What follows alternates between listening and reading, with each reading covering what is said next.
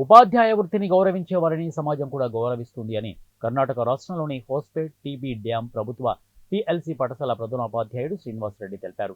TB dam PLC ప్రభుత్వ ప్రాథమికోన్నత పాఠశాలలో 22 ఏళ్లు, మిగతా పాఠశాలలో 4 ఏళ్లు, మొత్తం 26 ఏళ్లు ఉపాధ్యాయునిగా సేవలందించి పదవీ విరమణ పొందిన తెలుగు ఉపాధ్యాయుని స్వర్ణకుమారి దంపతులకు శనివారం పాఠశాలలో ఏర్పాటు చేసిన వీడ్కోలు కార్యక్రమంలో ఆయన మాట్లాడారు.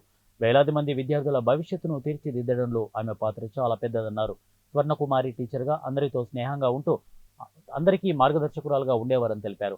ఉపాధ్యాయులు, విద్యార్థుల నుంచి సన్మానం స్వీకరించిన స్వర్ణకుమారి మాట్లాడుతూ 22 ఏళ్లుగా ఇదే పాఠశాలలో సేవలు అందించారని, పాఠశాలలో ఉపాధ్యాయులు, విద్యార్థులు ప్రతి ఒక్కరూ చూపుతున్న ప్రేమకు కృతజ్ఞతలు తెలిపారు.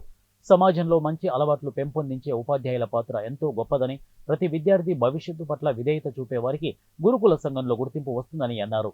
ఈ సందర్భంగా ఉపాధ్యాయులు నిర్మలా శ్రీనివాస్, హేమలత, ఈరప్ప, రవి, మంజుల, ఇతర పాఠశాల ముఖ్యోపాధ్యాయులు, ఉపాధ్యాయులు, విద్యార్థులు తదితరులు పాల్గొన్నారు. తెలుగు టీచర్స్ ಯಾರಿಲ್ಲ, ಅದರಲ್ಲಿ ಜೆಂಟ್ಸ್ ನಾನು ಒಬ್ಬನೇ.